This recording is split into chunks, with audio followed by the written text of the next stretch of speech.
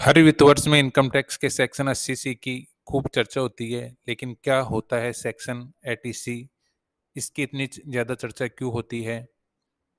Section 80C और इसका आपसे क्या वास्ता है? आज हम इन्हीं सवालों के जवाब जानने की कोशिश करेंगे। नमस्कार, मैं हूं सुरेश बिजानिया। आप देख रहे हैं मेरा यूट्यूब चैनल।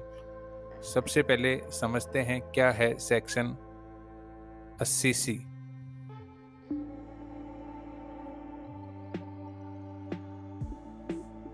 इनकम टैक्स का 80C आपका टैक्स बचाता है, जो सबसे ज़्यादा चर्चाओं में रहने वाला सेक्शन है। इसमें आपको 1.5 लाख तक का डिडक्शन मिलता है। डिडक्शन यानी इसमें आप 1.5 लाख तक का निवेश करें और अपनी टैक्स इनकम में से 1.5 लाख रुपए घटा लें। यदि आपकी सालाना इनकम 5 लाख है तो आपको 3.5 लाख पर ही टैक्स देना होगा। कैसे मिलती है 80C की छूट? 80C के तहत कुछ निवेश और खर्चे करके छूट मिल सकती है, यानी आपको कुछ निवेश करना होगा जिसके तहत आपको ये 80C की जो 1.5 लाख की छूट है वो मिल सकती है।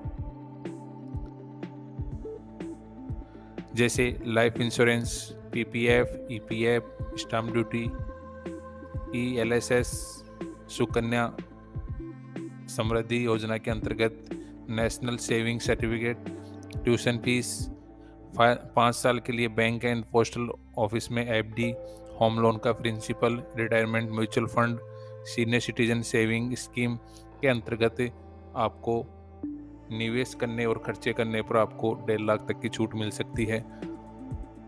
80C के तहत कुछ निवेश और खर्चे करके छूट मिल सकती है। निवेश जैसे EPF, PPF, SSY, Sukanya Samriddhi Yojana के अंतर्गत NSC, post office and bank FD, खर्चा जैसे LIC, tuition fees, home loan principal, NPS का कंट्रीब्यूशन, ELSS। एक वित्त वर्ष में टैक्स बचाने के लिए 1.5 लाख तक का निवेश कर सकते हैं। यदि आपका इनकम 5 लाख है तो 1.5 लाख की छूट 80C के अंतर्गत ले सकते हैं, और वहीं इसमें से 50,000 की स्टैंडर्ड छूट कम कर दें तो आपको 3 लाख पर ही टैक्स देना होगा। ये निवेश आपको 31 मार्च यानी वित्त वर्ष खत्म होने से पहले करना होगा। यदि आप प्राइवेट जॉब करते हैं तो आपको प्रूफ जनवरी तक ही देना होगा। बाकी के महीनों में TDS काटने के लिए ऑप्शन रखते हैं। क्या आपको कोई पेपर सबमिट करना होगा?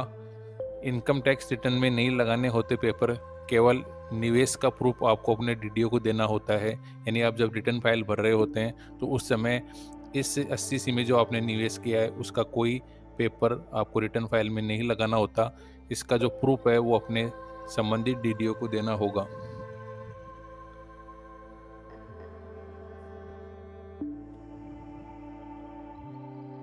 इनकम टैक्स के ऐसे ही सेक्शन के बारे में जानने के लिए बने रहिए मेरे साथ।